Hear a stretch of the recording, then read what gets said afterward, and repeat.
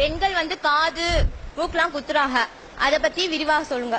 பெண்கள் வந்து காது மூக்கு குத்துகிறார்கள், இதை பற்றி விரிவாக சொல்லுங்கள் கேட்கிறாங்க. இது வந்து பல சந்தர்ப்பங்களிலே இந்த கேள்விகள் வந்து பல ஆண்டுகளாக இது பதில் சொல்லப்பட்டு கொண்டே வருகிற ஒரு கேள்விதான்.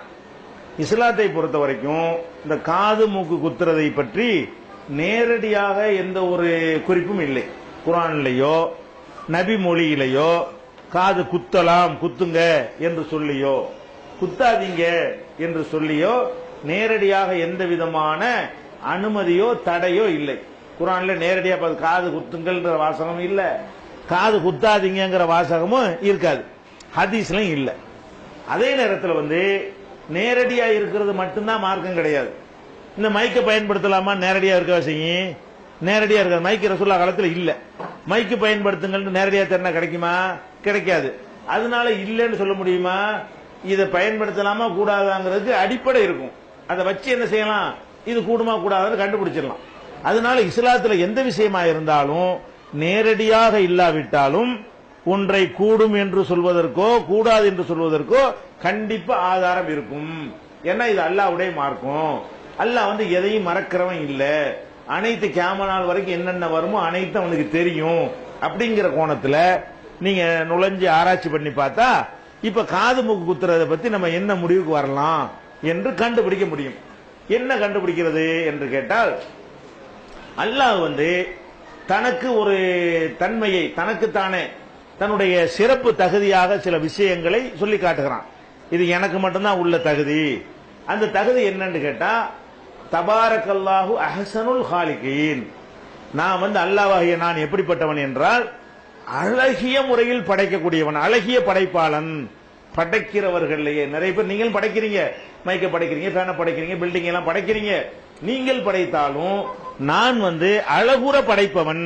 அல்லாஹ் வந்து தனக்கு என்ன பேரை சூட்டிக்கிறான், நான் வந்து எதை படைச்சாலும் அழகான முறையில் தான் நான் படைப்பேன். என்னைய மாதிரி அழகா யாரும் படைக்க இயலாதுன்றது அல்லாஹ்வுடைய ஒரு தனித்தன்மையாக குர்ஆனில் அல்லாஹ் சொல்லி காட்டுகிறான். அதுக்கப்புறம் மனுஷனை பத்தி சொல்லும் பொழுது அவனை பத்தி எப்படி படைச்சிருக்கோம்னு கேட்டா, அஹ்ஸன தக்வீம், அவனை அழகிய வடிவத்தில் படைத்தோம். நானும் அழகா படைக்கிறவன் அப்படின்னு சொல்லிவிட்டான் அல்லாஹ்.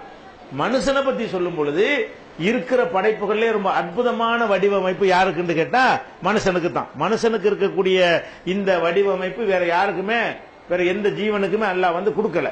நம்ம தான் படைப்புகள்ல ரொம்ப அழகான படைப்பு. நமக்கு மை நல்லா இருந்தாலும் அது அழகு கிடையாது, நம்ம தான் அழகு.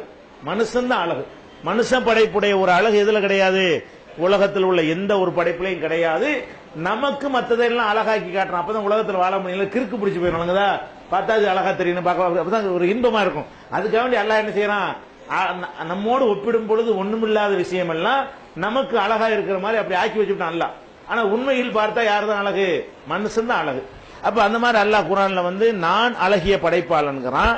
மனுஷனை படைக்கும் பொழுது என்ன செய்யறோம், அவனை வந்து அஹ்ஸன தக்வீம், அழகான வடிவத்தில் படைத்தோம் அப்படின்னு அல்லாஹ் வந்து சொல்லி காட்டுறான். அதுக்கடுத்து இதை விளைவிக்கணும். அப்ப அல்லாஹ் வந்து எதை படைக்கிறானோ அதுதான் அழகு. அது அழகு இல்லைன்னு சேஞ்ச் பண்ணோன்னு வைங்க, அவன் அழகா படைக்கலன்றாயிரும். அல்லாஹ் ஒன்றை ஒரு அமைப்பை படைத்திருக்கும் பொழுது அது தவறு. இப்ப நம்ம என்ன செய்யறோம், காது மூக்கு குத்துறோம். குத்துற ஆளு ஏன் குத்துறாங்க, அது ஒரு அழகு. காதுல அந்த காது குத்துனா அது ஒரு அழகா இருக்கும், மூக்கு குத்துனா அது ஒரு அழகா இருக்குன்னு நினைக்கிறாங்க. அப்ப என்ன அர்த்தம்னு கேட்டா, இந்த ஒரு அழகு அவனுக்கு தெரியல. ஒரு ஆளு ரெண்டு ஆளுக்கு இல்லாட்டி அது திருத்திக்கலாம். அல்லாஹ் எல்லாத்துக்கும் காது மூக்குல ஒட்டை போட்டு ரெண்டு பொம்பளைக்கு மட்டும் இல்லைன்னு வைங்க, அது மெடிக்கல் ரீதியான ஒரு ஊனம் குறைந்து போட்டு ஒரு டாக்டர் போய் காதை குத்திக்கலாம். ஒரு பொம்பளைக்கு கூட அல்லாஹ் என்ன செய்யல, காது குத்தி படைக்கவே இல்லையே. ஒரு பொம்பளை கூட மூக்கு குத்தி அல்லாஹ் படைக்கவே இல்லை. அல்லாஹ் படைக்கும் போது என்ன செய்யறான், அதுதான் அழகு என்று இருந்தால், எது நீங்க சேஞ்ச் பண்றீங்க உடம்ப, பவுடர் போடுறது லிப்டிக் போடுறதெல்லாம் உடம்ப போட்டு சேஞ்ச் பண்றது இல்ல. இது உடம்புல ஒரு ஊனத்தை ஏற்படுத்துகிறீர்கள். அழகா இருக்கு, ஒரு முள்ளு குத்துனா ஊனம் தானே அது. இது நிரந்தரமா இருக்கக்கூடிய ஒரு துவாரத்தை நம்ம வந்து ஏற்படுத்தணும் என்று சொன்னால், அப்ப அதுக்கு என்ன நம்மளை அறியாம சொல்றோம்னு கேட்டா, ஓ நீங்க பெரிய அழகிய படைப்பாளனோ, இது போட தெரிஞ்சா உங்களுக்கு, இங்கன்னு ஒரு ஓட்ட போட தெரிஞ்சா நாங்க இதான் அர்த்தம். அதுக்கு நீங்க இப்படி சொல்லாட்டாலும் என்ன அர்த்தம், இது இவ்வளவு இருப்பது முக்கியமான மேட்டரெல்லாம் விட்டுவிட்டான். அப்ப அப்படின்ற அர்த்தம் இருக்கா இல்லையா? ஆம்பளண்டா இப்படித்தான் இருக்கணும், எப்படி எல்லாம் வித்தியாசப்படி படைச்சிருக்கிறான். ரெண்டு பேரும் மனிதரா இருந்தாலும் ஒரு ஆணுக்கு என்னென்னலாம் இருந்தா அது அழகா இருக்குமோ அதையெல்லாம் அவனுக்கு வைக்கிறான். ஒரு பெண்ணுக்கு என்னமா இருந்தா அந்த அழகா இருக்குமோ அதையெல்லாம் வைக்கிறான். ஒண்ணு கூட விடாம ஒவ்வொரு அம்சத்தையும் என்ன செய்யணும், இந்த மாதிரி தாடிகள்லாம் அதே கண்டம் தான் இருக்கு, அவங்களுக்கு வர மாட்டேங்குது. வந்தா நல்லா இருக்காது, பொம்பளைக்கு தாடி நல்லாவா இருக்கு? ஒரு கொடுவா மிஸ் வச்சுக்கிட்டு பொம்பளை யாரா பாப்பீங்களா? அல்ல என்ன செய்யறா, அதுக்கு கரெக்டா பண்றான். அப்ப நம்ம என்ன பண்ணு, அவன் செய்யற எல்லாமே அழகாத்தான் இருக்கும். அப்ப பொம்பளைய அல்லாஹ் எப்படி படைக்கிறானோ அதுதான் அழகு, பொம்பளைக்கு அதான் அழகு. ஆம்பளை அல்லாஹ் எப்படி படைக்கிறானோ அது ஆம்பளைக்கு அதான் அழகு. இதை நம்ம கொள்கையோட ஒத்துக்கிறணும். அப்ப அல்லாஹ் படைக்கும் போது இது ஒரு அவசியமானதாக அவன் கருதலைங்கும் போது நம்ம அழகுக்கு இதை செய்தால் அவன் மீது, அவனுடைய தகுதியின் மீது, அவனுடைய திறமையின் மீது ஒரு குறை சொல்வதாக வருமா வராதா? இது ஒரு ஃபர்ஸ்ட் விஷயம். இதனால கூடாதுன்னு எடுத்துக்கொள்ளலாம். ரெண்டாவது என்ன பார்க்கலான்னு கேட்டா, இப்லீஸ் இருக்கான் இல்லையா, அவனை அல்லாஹ் வெளியேற்றுறான். வெளியேற்றும் பொழுது எதுக்கு வெளியேற்றுறான்? ஆதம் அலைஹிஸ்ஸலாம் கெடுத்து விட்டானா, கெடுத்த உடனே இங்க இருந்து வெளியேறாண்டு அவனை வெளியேற்றுறான்ல. வெளியேற்றின என்ன ஆகுறான்னு கேட்டா, அவன் சில உறுதிமொழிகள் அல்லாட்ட கேட்கறான். என்ன உறுதிமொழி? நான் மக்களை கெடுக்க போறேன் அப்படின்னு சொல்றான். என்னடா கெடுக்க போற அப்படின்னு என்ன செய்யறான்? இப்லீஸ் சொல்றான், லவ் மன்னி என்னகும் ஒல ஆமுரன்னகும் கொலை பத்திக்குன்ன ஆதானல் அண்ணாமி கொலை யுகையிருன்ன ஹல்கல்லா. அவன் என்ன சொல்றான்னு கேட்டா, நான் போய் மக்களை ஆசை வார்த்தை காட்டுவேன், அவங்க என்னுடைய சொல்லை கேட்டு கால்நடைகளுடைய காதுகளை அறுப்பார்கள், அல்லாஹ்வாகிய நீ படைத்த கோலங்களை மாற்றுவார்கள், நீ என்ன கோலத்தில் படைத்திருக்கிறாயோ ஃபலயுகையிருன்ன ஹல்கல்லா, அல்லாஹ்வாகிய நீ எப்படி படைத்திருக்கிறாயோ அதையெல்லாம் மாத்துற மாதிரி நான் செஞ்சிருவேன் அப்படின்னு யார் சொல்றா? இப்லீஸ் அல்லாஹ்ட்ட சொல்றான். செஞ்சுக்கேன்னு அல்லாஹ் சொல்லிடுறான். இப்லீஸை வெளியேற்றும் போது அவன் என்ன சொல்லிட்டு வர்றான்? அல்லாஹ் நீ ஒரு மாதிரியா படைக்கிறீல ஒரு கோலம், அந்த கோலத்தையே மாத்திரபடி நான் செய்து விடுவேன். அப்ப இதுல என்ன விளங்குது? நம்முடைய கோலத்தை மாத்துறது சைத்தானுடைய வேலை. நம்மள அல்லாஹ் என்ன மாதிரி படைத்திருக்கிறானோ அந்த படைப்பு சரியில்லை, இப்படி இருந்தா தான் சரின்னு மாத்துனா அது என்ன செய்யறோம்? சைத்தான் அந்த தூண்டுதலை செய்கிறான். இந்த வசனத்திலிருந்தும் இந்த கருத்தை நம்ம விளங்கிக் கொள்றோம். ரெண்டாச்சா, இது ஒரு ரெண்டாவது பாயிண்ட். மூணாவது என்னன்னு கேட்டா, நபிகள் நாயகம் ஸல்லல்லாஹு அலைஹி வஸல்லம் அவங்க காலத்துல பெண்கள் அழகுக்காக சில வேலைகளை செஞ்சாங்க. என்ன வேலை செஞ்சாங்க? பல்லு இருக்குதுல, இந்த பல்லு பெருசு பெருசா இருந்தா நல்லா இருக்காது, சின்னதா இருந்தா தான் நல்லதுன்னு சொல்லிட்டு பற்கள் அந்த ராவி என்ன செய்வாங்கன்னா சின்னதாக்கி கொள்வார்கள் அழகுக்காக வேண்டி. ஒரு பல்லு நட்டிக்கிட்டு இருக்கு, அசிங்கமா இருக்குது, அதுக்காக வேண்டி ஒரு ஆள் செஞ்சா அது கூடு மார்க்கத்தில் மருத்துவம். அது ஊனமா இருந்து குறைபாடா இருந்து என்ன செய்யலாம், சரி பண்ணிக்கலாம். நல்லா இருக்கு பல்லு, அது சின்னதா இருக்கணுங்கிறதுக்காக வேண்டி என்ன பண்றான், அப்படி ஒரு அந்த புலவர்கள்லாம் அப்படி எழுதி வச்சுட்டு போயிட்டாங்க. பொம்பளைக்குன்னா பல்லு சின்னதா இருக்கணும் அப்படிலாம் கிடையாது. பாட்டெல்லாம் படிக்கிறான்ல, பச்சரிசி பல்லாடன்னு படிப்பான். பச்சரிசி பல்லு இருந்தா திங்க முடியுமா? பச்சரிசி மாதிரி இருந்தா இறைச்சி கூட கிடைக்க முடியாது, சும்மா கேட்க நல்லா இருக்கும். அது வாழ்க்கைக்கு சரியா வராது. அப்படி ஒரு பல்லு இருந்தா வாழ முடியாது. அப்ப அந்த பல்லு இருக்கிறது ஒண்ணுதான், இல்லாட்டியும் இல்லாம இருக்கிறது ஒண்ணுதான். அப்ப இவன் என்ன பண்றான், அந்த பச்சரிசி மாதிரி பல்லு இருக்குன்னு சொல்லிக்கிட்டு பல்ல சின்ன சின்னதா ஆக்கிட்டு இருந்தாங்க.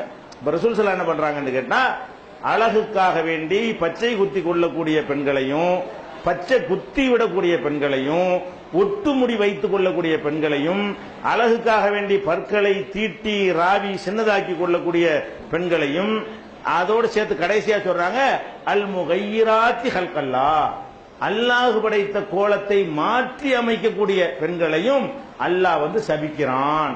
அல்லாஹ் ஒரு கோலத்தில் உங்களை படைத்திருக்கும் பொழுது அதை சேஞ்ச் பண்ணின ஆட்களை என்ன செய்யறான்? அல்லாஹ் சபிக்கிறான். இப்படின்னு யார் சொல்றா? ரசூல் ஸல்லல்லாஹு அலைஹி வஸல்லம் சொல்றாங்க. இப்ப இந்த காது மூக்கு குத்துறதெல்லாம் அல்லாஹ் படைத்திருக்கிற ஒரு கோலத்தை மாற்றி அமைக்கிறதாகத்தான் இருக்கே தவிர இது எதுல சேராது. இது ஒரு அலங்கரித்துக் கொள்றோம்ல, சோப் போட்டு கழுவிக்கிறோம், அது மாதிரி ஒரு பவுடரை போட்டுக்கிறோம், அந்த மாதிரி ஒரு கோலத்தை மாத்துறதுல வராது. இது கோலத்தை மாத்துறதுன்னா அந்த உறுப்புகளையே சேஞ்ச் பண்ணி என்ன செய்யறது செய்யறது. இப்படி செய்யற இந்த இதெல்லாம் வச்சு பார்க்கக்கூடிய நேரத்தில் இது இறைவனுடைய அந்த தன்மை, இறைவனுடைய அந்த படைப்பு திறனின் மீது குறை சொல்வதாக இருக்கிறது. இப்போ ஒரு கேள்வி ஒண்ணு கேட்பாங்க, வழக்கமா ஒரு கேள்வி கேட்பாங்க. என்ன கேள்வின்னா, அப்ப ஆம்பளைக்கு மட்டும் சுண்ணத்து பண்றீங்க, படைச்சபடி விட்டுற வேண்டியதானே அப்படிம்பாங்க. வழங்குதா? அது அழகுக்கா பண்றாங்க, தேவைக்கு பண்றது. வழங்குதா? இல்ல அழகுக்கு தான் பண்ணக்கூடாது. நமக்கு என்ன இருக்குது, அழகுக்காக வேண்டி பண்ணக்கூடாது இருக்கிறது ஒண்ணு. அது தேவைக்கு பண்ணுகிறோம், பண்ண சொல்லி மார்க்கம் சொல்லுது. எவன் படைத்தானோ அவனே நினைஞ்சிடறான், இது மட்டும் நீ என்னஞ்சிக்க, அது வந்து கற்பு அறையில் இருக்கும்போது தேவை. அது கவர் பண்ணி இல்லாட்டி நிறைய இன்ஃபெக்ஷன் ஆகி போயிடும். கற்பு அறையில் இல்லாட்டி பிறக்கும்போது எல்லாம் படைச்சிருக்கலாம். படைக்கும் போது சுண்ணத்து பண்ணின மாதிரி படைக்கிறது அவனுக்கு லேசானதுதான். ஆனா அந்த கருவறையிலே ஊறிக்கிட்டு இருக்கக்கூடிய நேரத்தில் வந்து அது மாதிரி அது மூடப்படாமல் இருக்குமேயானால் அதனால் பலவிதமான கேடுகள் வந்து குழந்தைகளுக்கு ஏற்படுங்கிறதுனால உள்ள இருக்கிற வரைக்கும் அந்த கவர் அவசியம். வெளியே வந்த பிறகு கவர் இல்லாம இருப்பது அவசியம் என்பதற்காகத்தான் அல்லாஹ் நினைச்சிட்டான். அதை வந்து வித்தியாசப்படுத்தி உள்ள இருக்கும்போது தேவைங்கிறதுனால அப்ப அப்படி செய்யாம வெளியே வந்த பிறகு எடுத்துக்கங்கிறான். அது அல்லாவே ரசூல் மூலமா சொல்லிட்டதுனால அது மாத்திர குற்றத்தில் வராது. அதுக்கு ஆதாரம் இருக்கு, அனுமதி இருக்கிறது. அதை போய் இதோட கம்பேர் பண்ணக்கூடாது. அழகுக்கும் செய்யல. அதை தேவைக்கு அவசியத்தை முன்னிட்டு செய்யக்கூடிய ஒரு காரியம். அப்ப இதுல இதெல்லாம் உங்களுக்கு தெளிவாக இருக்கிறது. ஆனா ஒரே ஒரு செய்தி ஒண்ணு இந்த காது குத்தலான்னு சொல்லக்கூடியவங்க இந்த எடுத்து வைப்பாங்க. என்ன செய்தி எடுத்து வைப்பாங்கன்னு கேட்டா, ரசூல் ஸல்லல்லாஹு அலைஹி வஸல்லம் அவங்க வந்து ஒரு பெருநாள் தொழுகை வந்து திடல்ல தான் தொழுவாங்க. ஆண்கள் வருவாங்க, பெண்கள் வருவாங்க. வரணும். ரசூல் ஸல்லல்லாஹு அலைஹி வஸல்லம் காலத்தில் வந்து ஆண்கள் வர்ற மாதிரியே பெண்களும் தொழுகைக்கு வரணும் என்று இருந்தது. அப்ப வந்தவன ரசூலுல்லாஹ் என்ன செய்யறாங்கன்னா ஒரு நாள் உரை நிகழ்த்துறாங்க. அப்ப இந்த மைக்கெல்லாம் கிடையாதுல, பெண்களுக்கு எட்டல. இப்பவே இந்த மைக்க மத்தனா மேல உள்ளவங்களுக்கும் வழங்காது, பெண்களுக்கு என்ன செய்யாது, இந்த சவுண்டு போகாது. அப்ப ரசூல் ஸல்லல்லாஹு அலைஹி வஸல்லம் உரை நிகழ்த்தினது பெண்களுக்கு கேட்கலன்ற உடனே தொழுது முடிச்ச உடனே பயான் நடத்துவாங்க. பிந்தி தானே பயான் நடக்கும் பெருநாளைக்கு. தொழுகை முடிச்சு உரை நிகழ்த்தின உடனே அந்த உரை அங்க கேட்கலன்னு என்ன செய்யறாங்க, இதை முடிச்சுட்டு அங்க போய் நின்று ஒரு பயான் பண்றாங்க. இங்கே ஒரு உரையை நிகழ்த்திட்டு பெண்களுக்கு நம்ம ஒரு பயானம் ஒரு விளங்கலைய அவங்களுக்கு நாலு நல்ல செய்தி சொல்லணுமே என்பதற்காக வேண்டி பெண்கள் பகுதி வரைக்கும் கிட்ட போய் நின்று அவங்களுக்கு ஒரு உரை நிகழ்த்துறாங்க. உரை நிகழ்த்தும் போது என்ன உரை நிகழ்த்துறாங்கன்னா அதுல பல விஷயங்கள் சொல்றாங்க. அதுல முக்கியமா அவங்க சொன்னது தான தர்மம் செய்யணும், நல்ல காரியத்துக்கு உதவி செய்யணும். இந்த மாதிரி தலைப்புல அவங்க ஒரு உரை நிகழ்த்துறாங்க. பக்கத்துல பிலாலையும் கூட்டிட்டு போயிட்டாங்க. ஒன்னொன்னு மக்கள் என்ன செய்யறாங்க, தான தர்மத்துக்கு கஜானா பைத்துல் மாலுக்கு அரசாங்கத்துக்கு நிறைய பணம் கொடுக்கறதுக்கு மக்கள் முன் வரும் பொழுது அதை துண்டை ஏந்தி என்ன செய்யறாங்க, பிலால் வந்து வாங்குறாங்க. அவங்கவுங்க பெண்கள் அவங்கவுங்கள்ட்ட கையில உள்ளது என்ன செய்யறாங்க, நற்பணிகளுக்கு பயன்படுத்துறதுக்காக வேண்டி நம்ம துண்டுலாம் ஏந்திரம்ல பள்ளிவாசல் அதெல்லாம் தப்பு இல்ல மார்க்கத்துலங்கிறது இது ஒரு ஆதாரமா வச்சுக்கலாம். அதுக்காக இதை சொல்லல, வேற விஷயம் இருக்கு இல்ல. அப்ப அந்த மாதிரி என்ன செய்யறாங்க, கலெக்ஷன் பண்றாங்களா. அதுல அந்த ஹதீஸ்ல, இது புகார்ல வரக்கூடிய ஹதீஸ் எல்லா நூல்களும் இருக்கிறது. அதுல என்ன வரும்னா, பெண்கள் வந்து தங்கள் காது வளையங்களை கழட்டி போட்டார்கள், கை மோதிரத்தை கழட்டி போட்டாங்க, கை வளையலை கழட்டி போட்டாங்கன்னா அது மேட்டர் கிடையாது. வளையலுக்கு ஓட்டப்பட தேவையில்லை, வழங்குதா, மோதிரத்துக்கு ஓட்டப்பட தேவையில்லை. காது வளையங்களை கழட்டி போட்டார்கள் ஒன்னு வரும். அதை வைத்துக்கொண்டு அப்ப காதுல ஓட்ட போட்டாங்கன்னு வழங்குதுல, காது வளையங்களை கழட்டி போட்டார்கள் ஹதீஸ்ல வருதுல, ரசூலுல்லாஹ் அதை பார்த்திருக்கிறாங்க, அங்கீகரிச்சிருக்கிறாங்கல்ல. அதனால என்ன செய்யலாம், காது குத்தலான்ற மாதிரி என்ன செய்வாங்க, சில ஆளுக்கு ஒரு வாதம் பண்ணுவாங்க. அப்படின்னா இவ்வளவு மறுக்கிற மாதிரி வரும். இவ்வளவு சொன்னோம்ல அல்லாஹ்வுடைய கோலத்தை மாற்றக்கூடாதுன்னு, அதெல்லாம் குர்ஆன்ல தெளிவா கண்டிக்கக்கூடிய அல்லாஹ்வுடைய அழகிய படைப்பாளன் எல்லாத்தையும் மறுக்கிற மாதிரி வருது. அப்ப அதுக்கு முரணி இல்லாம விளங்கணும். அதையும் மறுத்தரக்கூடாது, இதுவும் ஹதீஸ், இதையும் மறுத்தரக்கூடாது. இது வந்து கட்டுக்கதை கிடையாது, இதுவும் ஆதாரப்பூர்வமான செய்தி தான். அதுவும் இதை விட குர்ஆன்ல இருக்கனால இதுக்கு மேல ஆதாரப்பூர்வமான செய்தி தான். ரெண்டையும் மறுத்துறாம பார்த்தோம்னா நமக்கு அது நுணுக்கமான வேறுபாடு நமக்கு தெரிகிறது. இந்த ஹதீஸ்ல வந்து ரசூலுல்லாஹ்வுக்கு முன்னாடி காது குத்து யாரும் குத்தி அதை ரசூலுல்லாஹ் அங்கீகரிக்கல. ஏற்கனவே குத்தப்பட்ட இருந்த காது குத்தி இருந்தாங்கன்னு வச்சு, காது வளையம் வருது, குத்தி போட்ட வளையமா இப்படி வேற மாதிரி ஏதாவது டைப்ல போட்டிருந்தாங்கன்னு நமக்கு சொல்ல முடியல. காது குத்தியே போட்டிருந்தாங்கன்னு வைத்திருந்தாலும் அதுல எதுக்கு அங்கீகாரம் இருக்கிறது, ஏற்கனவே காது குத்தப்பட்டு இருந்தால் அவர்கள் அதிலே நகைகள் போட்டுக் கொண்டிருந்தால் அது கண்டனத்துக்குரியது அல்ல. இந்த ஹதீஸில் அதுதான் விளங்கும். காது குத்துறதுக்கு அனுமதியில எதுக்கு எப்படி ஆதாரம் காட்டணும், ரசூலுல்லாஹ் பார்த்துட்டு இருக்கும் ஒரு பொம்பளை காது குத்துனாங்க, அதை பார்த்துட்டு இருந்தாங்க அப்படின்னா தான் காது குத்துறத ரசூலுல்லாஹ் அனுமதிச்சாங்கன்னு வரும். இதுல வந்து காது குத்துவதை ரசூலுல்லாஹ் அனுமதிச்சதா வரவில்லை, ஏற்கனவே குத்தப்பட்ட காதில் போட்டிருந்த நகையை கலட்டி கொடுத்ததை அங்கே எடுத்திருக்கிறார்கள். அப்ப ஏற்கனவே இந்த எத்தனை பெண்கள் உமா அப்பா குத்திருப்பாங்க, குத்துனதை போட்டுட்டு போங்க, உங்க பிள்ளைகளும் குத்தாதீங்க அப்படின்னா இந்த ஹதீஸுக்கும் செயல் வடிவம் கொடுத்துடுறோம், அந்த ஆதாரங்களுக்கும் செயல் வடிவம் கொடுத்துடுறோம். இது போக இந்த காது மூக்கு குத்துறது வந்து ஒரு முக்கியமான ஒரு வரலாற்று ரீதியா நீங்க விளங்கிக்கிறேன். இது வந்து ரொம்ப பின்னாடி வந்தது முஸ்லிம் சமுதாயத்தில். உங்களுக்கு தெரியும், அந்த இப்னு பத்தூத்தாண்டு ஒருத்தர். இப்னு பத்தூத்தா யாரு, உலக சஞ்சாரி, உலகத்தை எல்லாம் சுத்தி வந்த ஆட்கள்ல அவர் ஒரு ஆள். அவருடைய பயண நூல் தான் சிறந்த பயண நூல், உலகம் பூரா போயிட்டு எழுதினார் இல்லையா. அவர் இந்தியாவுக்குலாம் வந்திருக்கிறார். அப்ப அவர் வந்த அவருடைய நூலில் எழுதுறாரு, பயண கட்டுரையில் எழுதுறாரு, நான் இந்தியாவுக்கு போயிருக்கும் பொழுது நான் வந்து இந்து பெண்கள் எல்லாம் காது மூக்கு குத்தியவர்களை நான் பார்த்தேன், முஸ்லிம்கள் குத்தலன்ற சொல்றாரு. அவர் வந்த காலத்துல முஸ்லிம் பெண்கள் யாரும் என்ன செய்யறதுல காது மூக்கு குத்த மாட்டாங்க, இந்துக்கள் அது மாதிரி அங்க உள்ள மதத்துக்காரங்க காது மூக்கு குத்தின காட்சிய அதிசயமா அவர் சொல்றாரு. உலகம் பூரா இல்லாம இருந்ததுனாலதான் அது ஒரு ஆச்சரியப்பட்டு சொல்றாரு. அப்ப அப்படி இதெல்லாம் வச்சு பார்க்கும் பொழுது இது ரொம்ப பின்னாடி நம்ம சமுதாயத்தில் நினைஞ்சிருக்குது. இப்னு பத்தூதா என்ன காலங்க, எந்த வருஷமா இருப்பாரு அவரு?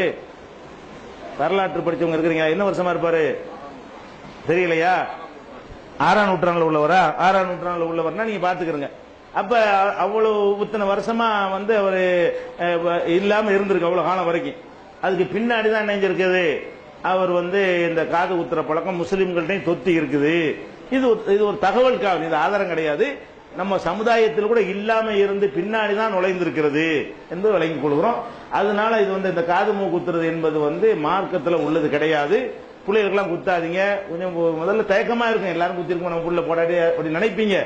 அதெல்லாம் ஒன்றும் கிடையாது. நீங்க எல்லாம் நல்லபடியா என்ன செய்வான்ல, உலகத்தில் உள்ள மேலை நாடுகள்லாம் பொம்பளை எல்லாம் காது குத்திரா இருக்கு, அங்கெல்லாம் குத்துற கிடையாது, அழகாத்தான் இருக்கா, வழங்குதா, ஒன்றும் பாதிக்காது.